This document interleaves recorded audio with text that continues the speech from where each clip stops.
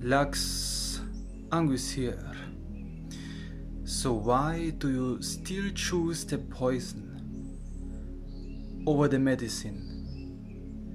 Why you consciously are still doing this shit to yourself? Why you are still poisoning yourself on a daily basis?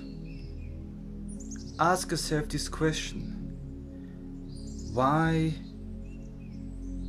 are you keeping up that late? Why are you abusing this substance? Why are you distracting yourself with stupid, meaningless videos? Why are you eating junk food? Why are you surrounding yourself with toxic people?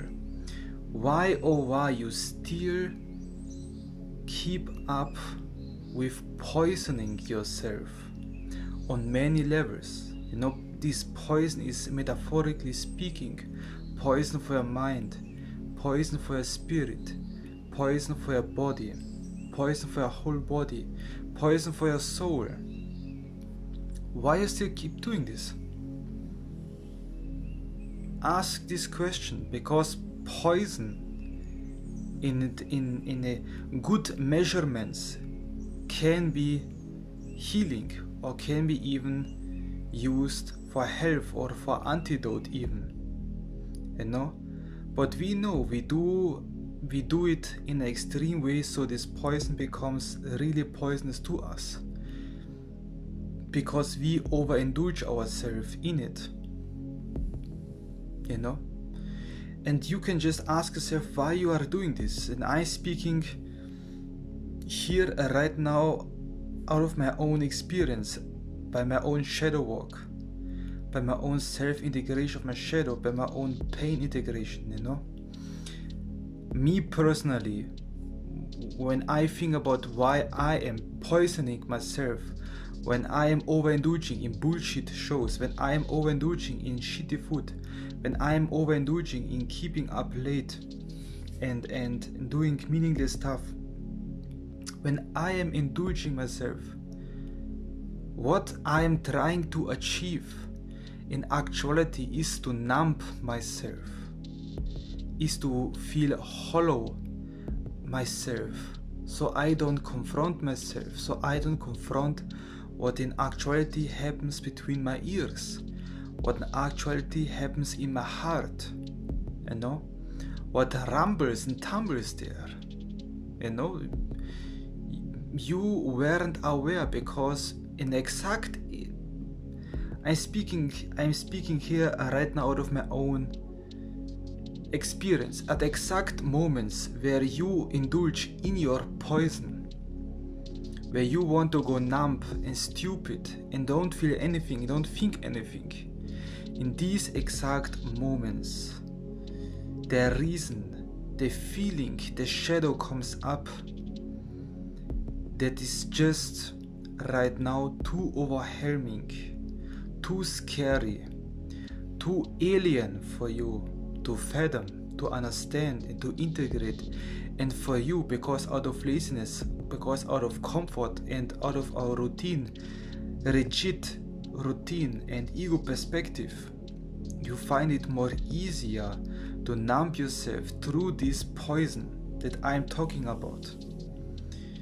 And through my own healing process, when I started, for example, going more earlier to sleep, because in my last few days, you must know, like, I have escaped and I have ended many relationships, years-long relationships with good friends, years-long relationships, nearly a decade-long relationships.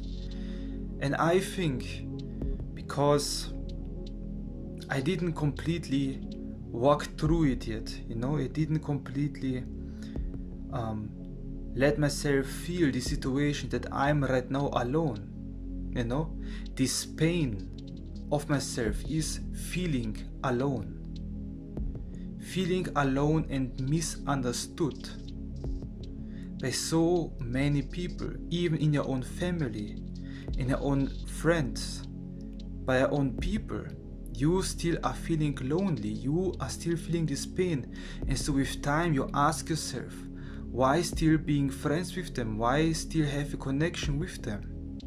You ask yourself this because it seems more and more pointless the more you grow as a person, as a spirit, as a soul, as a god, the more you seem to lose the frequency, the understanding, the feeling at home with certain people. And then comes a time where this connection becomes painful and you must learn to let it go.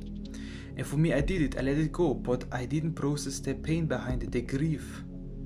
And at the exact time when I was in this time alone and confronted with my own mind, with my own feelings, I understood the pain and the cause behind why I want to numb myself through late night shows, through keeping yourself up at late, so you are forcing yourself to sleep because you are watching yourself to death.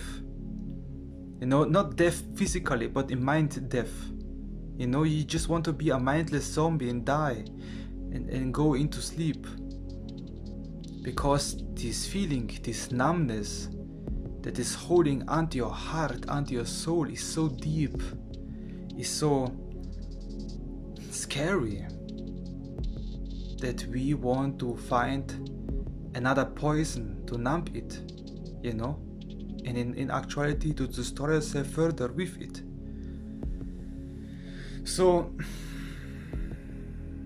you must give yourself the time and space. At exact moments when you are doing these bad habits, find another habit that occupies your mind, that you are really not occupied with anything really, but just with yourself.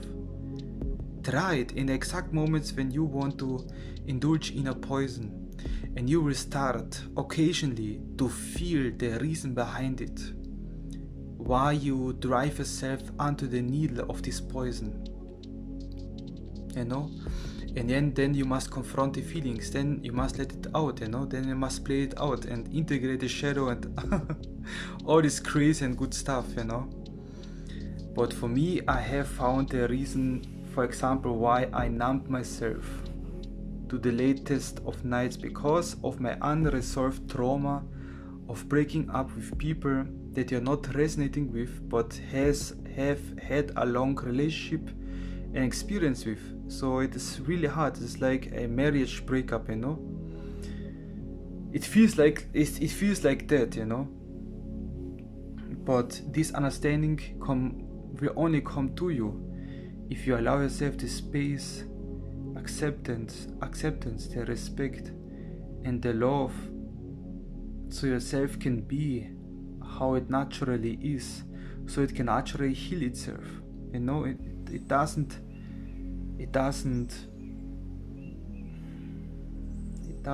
last after this poison anymore.